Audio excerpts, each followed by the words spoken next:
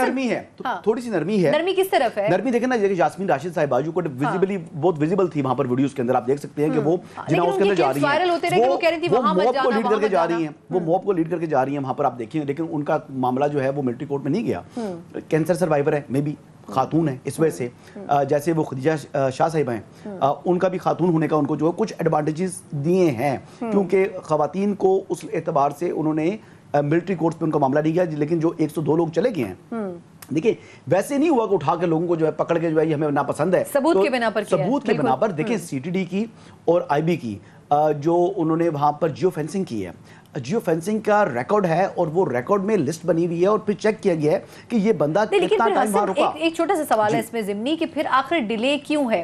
جن لوگوں کے خلاف سٹرونگ ایویڈنس موجود ہے, جیسے یاسمین راشد صاحبہ ہیں یا دیگر لوگ ہیں, ان کی تو کالز موجود ہیں, 20 25 کالز انہوں نے کی ہوئی ہیں, تو آخر ثبوت موجود ہے ادر دین یاسمین راشد, پھر آخر وجہ کیا ہے کہ ڈیلے کیوں ہو رہا ہے؟ یاسمین راشد صاحبہ کا جو باس ہے اس کو اریسٹ کیوں نہیں کیا جا رہا؟ کوسچن آپ کا یہ ہے. Let me rephrase it for you. نہیں, میں سب کی بات کر رہی ہوں, نہیں, اگر ان کی بات کر لیں کوئی مسئلہ نہیں ہے. اچھا, اس میں چیز یہ ہے کہ کوئی معاملہ ہیسٹ میں نہیں کرنا چاہ رہے. وہ چاہ رہے ہیں کہ دیکھیں ناقابل تردید شواہد موجود ہیں, لیکن جب وہ گرفتار کریں گے جو یاسمین راشد صاحبہ کے جو لیڈر ہیں ان کو, تو وہ ایسا ہوگا کہ اس کے بعد پھر کوئی کسی طریقے سے ان کو ریلیف نہ ملے, ریلیز نہ ہو.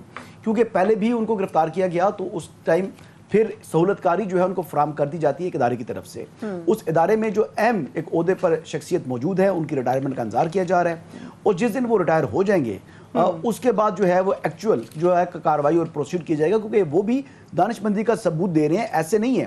اچھا, دوسرا کوسچن ایک نسیم بھائی نے بات کی تھی, نسیم بھائی کی بات بڑا ویلڈ بات ہے کہ اس دن 9 مئی کو لبرٹی چوک سے لوگ واک کر کے آ رہے ہیں جناح ہاؤس تک, تو ویئر واز ایڈمنسٹریشن, پولیس کے ادھر تھی, ضلعی انتظامیہ کے ادھر تھی, تو بالکل یہ چیز تھی. لیکن اس ٹائم جو نمبر تھا یا ریئیکشن تھا, تو اس ٹائم جو گورنمنٹ تھی, یہ جو لا انفورسمنٹ ایجنسیز تھی, دے ڈیسائیڈڈ کہ اگر ہم ابھی کچھ ایکشن کریں گے تو یہ آگ جو لگی ہے یہ پھیلتے پھیلتے پورے ملک کو لپیٹ میں لے لے گی. تو اس ٹائم دانشمندی کا ثبوت دیا, اپنی چیزوں کو, پراپرٹی کو جلنے دیا گیا, ٹھیک ہے. اس کے بعد ہر آدمی کے حوالے سے شواہد اکٹھے کیے گئے, شواہد اکٹھے کرنے کے بعد پھر ان کے اوپر قانون کی گرفت میں ان کے اوپر لائی گئی ہے. اور اب جو لوگ گرفتار ہو چکے ہیں تو بڑی بڑی سفارشیں کرا رہے ہیں. کئی لوگ ایسے ہیں جو میں جانتا ہوں, پرسنلی جانتا ہوں, جن کی فیملیز نے کانٹیکٹ کیا جائے کہ ہم پریس کانفرنس کرتے ہیں, ہم چھوڑنے کے تیار ہیں, معافی ہو جائے, کچھ ہو جائے. تو بات یہ ہے کہ جواب لیکن وہ کرائٹیریا بھی تو درست نہیں ہے نسیم صاحب. میں نہیں ہے, ایک دو چیزیں, اس طرح معافی نہیں مل رہی سنا, معافی نہیں مل رہی, لیکن وہ لوگ کم از کم دوسری پولیٹیکل پارٹیز میں تو شامل ہو رہے ہیں. نسیم صاحب, 2 سوال ہیں. ایک انہوں نے ایک پوائنٹ جو حسن نے ریز کیا کہ جی کچھ ادارے ایسے ہیں جو کہ سافٹ کارنر رکھتے ہیں کچھ لوگوں کے حوالے سے. ایک تو یہ کہ وہ ادارے اوبویسلی کیا ان کو قانون کے حوالے سے پیرامیٹرز جو ہیں وہ صحیح معلوم نہیں ہے, یا وہ تو اس کے بیسکلی روح رواں ہیں. دوسری چیز یہ کہ کیا ایک شخصیت کے جانے کے بعد اور دوسری کے ٹیک اوور کرنے کے بعد آپ کو لگتا ہے کہ چیزیں اس طرح ہوں گی جس طرح گورنمنٹ چاہتی ہے؟ کیونکہ جو نئی شخصیت آئے گی وہ تو بالکل ایک ٹرانسپیرنٹ, ایک نیوٹرل جو ہے وہ اسٹرکچر رکھتی ہے, یا وہ ایک اس ڈائریکشن میں چلتے ہیں. ان کو پھر آپ کیسے اپنی مرضی کے فیصلوں کے مطابق استعمال کر سکتے ہیں؟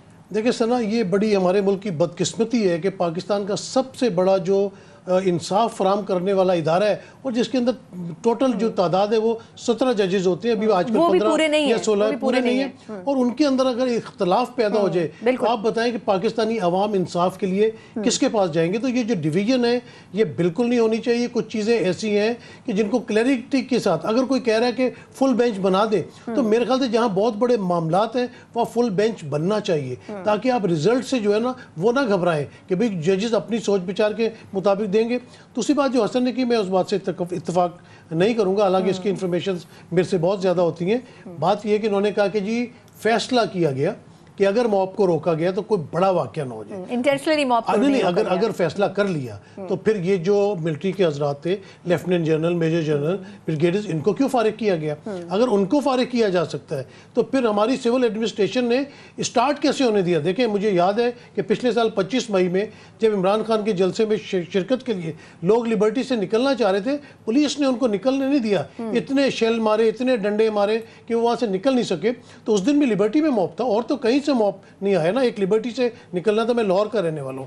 لبرٹی سے اگر آپ پیدل چلنا شروع کریں, شیر پور برج آتا ہے, شیر پور برج کے نیچے पुलिस लाइन है बहुत बड़ी, कुर्बान लाइन उसको कुर्बान कहते लाइन है हैं, जी। क्या उन्होंने ब्लॉक, मतलब कुछ तो नजर आता यार, 2 पुलिस वाले जख्मी होते, कोई 2 शेल चलते, ये तो लग रहा था कि खुला जाने दिया जा रहा है, जाने दिया जा रहा है, और उनको 7 किलोमीटर पैदल मॉब चल के गया। तो तहकीकात तमाम होनी चाहिए। देखिए फौज का जो गुस्सा है ना वो अपनी जगह दुरुस्त है। वजह यह है कि फौजी जवान रात को जागता है तो हम सुकून की नींद सोते हैं, वो अपना खून बहाता है, शहादत देता है तो हमारे बच्चे लेकिन उनकी सुकून से सियासत जाग से लेते दूरी हैं। भी बड़ी एहतजाज इंपॉर्टेंट में है। और इस पे जलाओ ग्राम में थोड़ा बड़ा सा फर्क है इख्तिलाफ ना। मैं भी रखूंगी कि सियासत से दूरी भी कुछ इदारों की बहुत जरूरी है, और ये मैं सिर्फ एक नहीं, मैं 2 इदारों की बात कर रही हूँ। अच्छा हसन, आप क्योंकि कोर्ट को कवर भी करते हैं, 2 चीजें देखिए, एक तो ये कि जब ये मिलिट्री कोर्ट्स के हवाले से केस जाना था तो क्या ये दुरुस्त था? वैसे तो इस पर तनकीद करनी हमारे लिए शायद हमारे दायरे इख्तियार से बाहर है, लेकिन क्या जो उसके एप्लीकेंट्स थे उनका अलग से चैम्बर में जाकर चीफ जस्टिस साहब से मुलाकात करना, क्या ये दुरुस्त अमल था?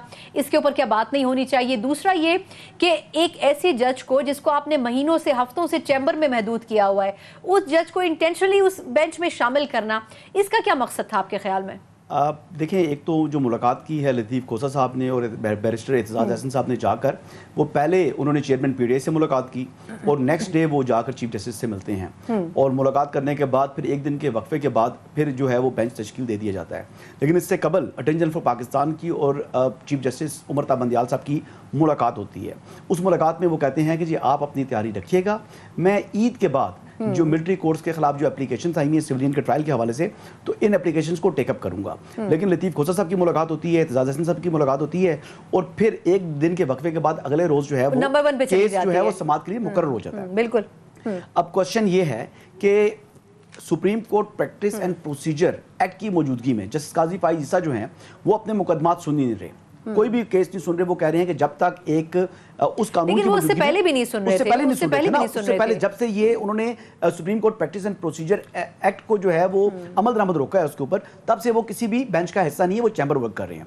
तो जस्टिस काजी फाइज ईसा का ये मौकफ था, स्टेटेड पोजीशन थी, उसके बावजूद उनको और सरदार तारिक मसूद साहब को उन्होंने बेंच में शामिल किया, जो कि मुनासिब नहीं था। एक चीज, लेकिन कहते हैं कि ये एतजाज एहसन साहब की तरफ से ये मशवरा दिया गया जी, था कि उन्होंने अगर कहा फुल था जी बेंच कि- बनाया जाए तो डिसीजन को आप दोबारा रिकंसिडर नहीं कर सकते। जी उन्होंने ये कहा कि जी आप शामिल करें काजी साहब को भी और सीनियर जजेस को भी शामिल करें। ये उनके मुंह से खुद जो है ना स्लिप ऑफ टंग हो गया था, कोर्ट के अंदर ही उन्होंने बोल दी थी ये बात। जब ये बात बोल दी तो बात ओपन सीक्रेट हो गया कि जी पिटिशनर की मतलब इनपुट के ऊपर बेंच कॉन्स्टिट्यूट कर रहे हैं और आपने इंसाफ करना है। पहली क्वेश्चन ये है।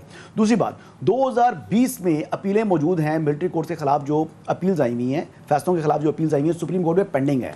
वो क्या जो है वो वहाँ पर पेंडिंग है, और आप 2023 की एप्लीकेशन जो फौरन जो आई हैं जमा हुई हैं, साथ ही आपने जो है उनको टेकअप कर लिया है। यानी 3 साल की सिमिलर नेचर का मुकदमा है, जो अपीलें हैं, जो लोग इस टाइम जेलों में गल सड़ रहे हैं, या जिनके खिलाफ अपीलें आई हुई हैं, वो टेकअप करें ना।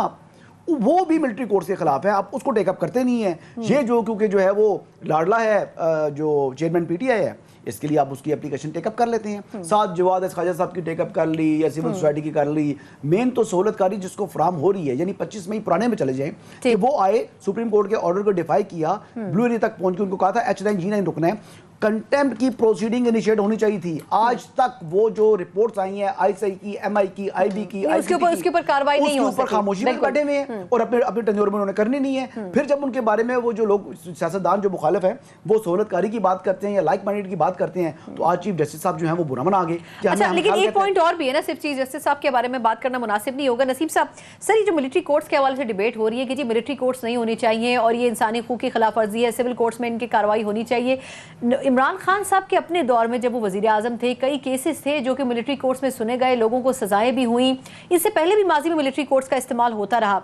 तो आपके ख्याल में आखिर वजह क्या है कि अब ये जो हमारे अंदर का इंसान है या जो एक मुहिब वतन शहरी है या इंसानी हकूक के जो अलंबरदार हैं, आखिर क्या वजह है कि अब इनके अंदर ये ज़मीर जागा है, पहले क्यों नहीं जागा ये?